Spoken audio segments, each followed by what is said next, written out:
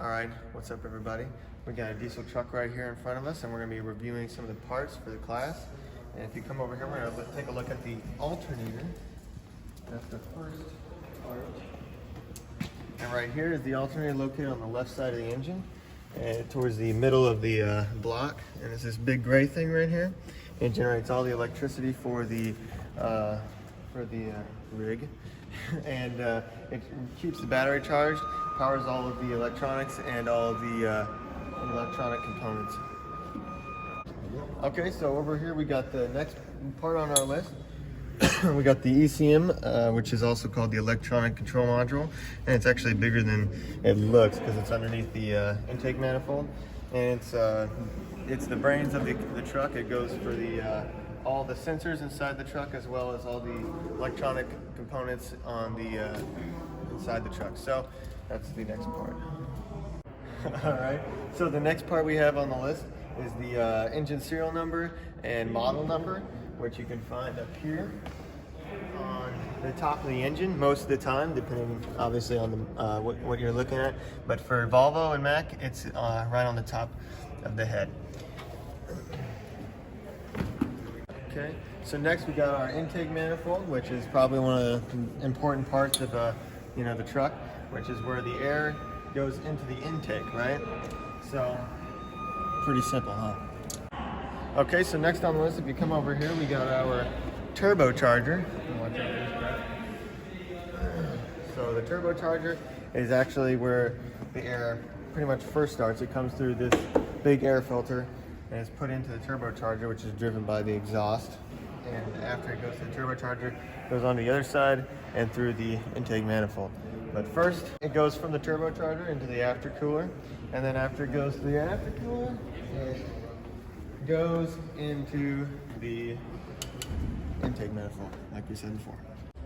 Okay, so next, after we do, we talked about the intake, we talked about the aftercooler. So once everything is exploded, it comes over here and comes out the exhaust manifold, right?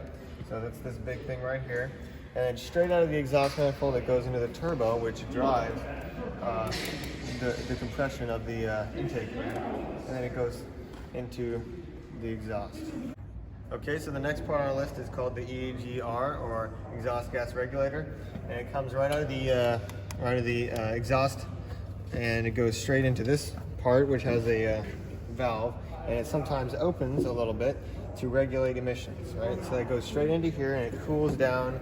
It's water cooled, and it cools down the exhaust gas, and then it goes straight back up and into the intake. Here we have the water cooler. This is the driver of that. It's mount fed, and it circulates all the water and all the coolant throughout the engine, right? And so it obviously cools the exhaust cooler, it cools the oil and the rest of the engine.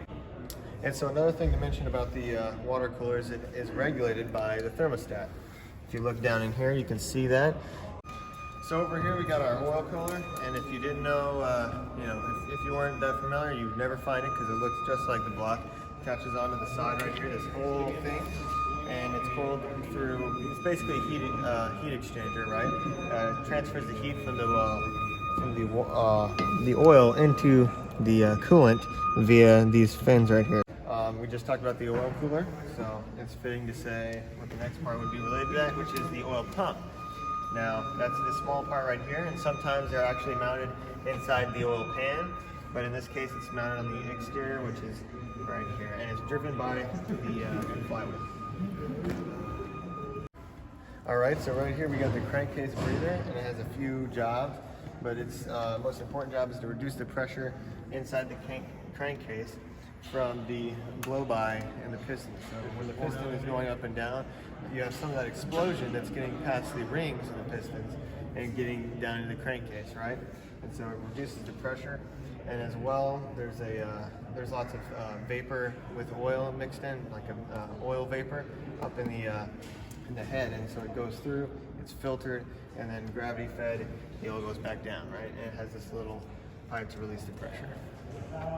Here we got our vibration dampener, which keeps the engine from vibrating out of control, and it also serves as part of the pulley system for the belts, right? And so we call that the accessory drive, at least for this one right here, which powers the water pump, alternator, and these other accessories, right? So this is kind of hard to see, so you're gonna have to get a little bit of light in here.